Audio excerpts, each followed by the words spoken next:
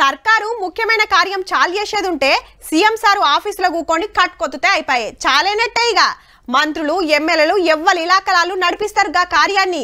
ఒకళ్ళ తప్పకుండా పోవాల్సిన కార్యం అయితే ఏదో ఓ నియోజకవర్గంలో పెద్ద మీటింగ్ పెట్టి మా హామీ అమల్లో పెడుతున్నాం చూడురి అని గొప్పగా సాటింపేసుకుంటారు అంతే కదా. కానీ ఆంధ్రాలో చూడురి ఏం నడిచిందో. గుడిసెలకు పోయి మంచం మీద కూకొని ఇంటోళ్ళు ఇచ్చిన సాయ సప్పరిచ్చి పైసలు చేతిలో పెట్టి పింఛన్ల పండుగ గిట్ల చాలు చేసిండు సీఎం చంద్రబాబు సారు. మొన్నటిదాకా 3000 ఉంటే సార్ వచ్చి 1000 పెంచిండు.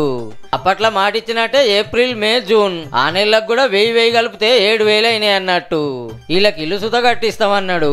గత 5 సంవత్సరాలుగా పరదాల ముఖ్యమంత్రి చూసాం, ఇప్పుడు ప్రజల ముఖ్యమంత్రిని మనం చూస్తున్నాం. పరదాలు కడితే ఇంకొకసారి ఎక్కడ చూస్తే కట్టిన వాళ్ళని సస్పెండ్ చేయడం తప్ప. మంగళగిరిలో సీఎం సార్ కార్యం ఇట్లా నడిస్తే పిఠాపురంలో చిన్న సీఎం సార్ వంచిండు. వైసీపీఎల్ వల్ల అప్పులు పెరిగినాయి కానీ సర్కార్ కాడ పైసలు లేవని జీతం సుత తీసుకోడట సారు. మీకు ఈ మధ్యన అసెంబ్లీకి వచ్చారు కదా, మీకు జీతం ఈ 3-4 రోజులు కలిపి మీకు 35,000 వస్తుంది. మీకు జీతాన్ని వదిలేస్తున్నాను, నా జీతాలు ఏమొద్దు కానీ కొత్త ఫర్నిచర్ నేను కొనకండి, నేను తెచ్చుకుంటాను అవసరం అయితే. మేము చిల్లర రాజకీయాలు చేయమని గిట్లా చెప్పిండు. ఇలా నేను ఓట్ల కోసం ఇక్కడ తీసుకురావాలి, వీళ్ళ గుండెలు చేసి చెప్తాను, వీళ్ళకి భరోసా ఇవ్వడానికి వచ్చాను. మేము ఉన్నాం. లీడర్లంతా ఇంటింటికి తిరిగి పింఛన్లు పంచుతుంటే మంత్రి రామానాయుడు సార్ అయితే పైసలు చేతిలో పెట్టి కాళ్ళు సుతాగా అడిగిండు.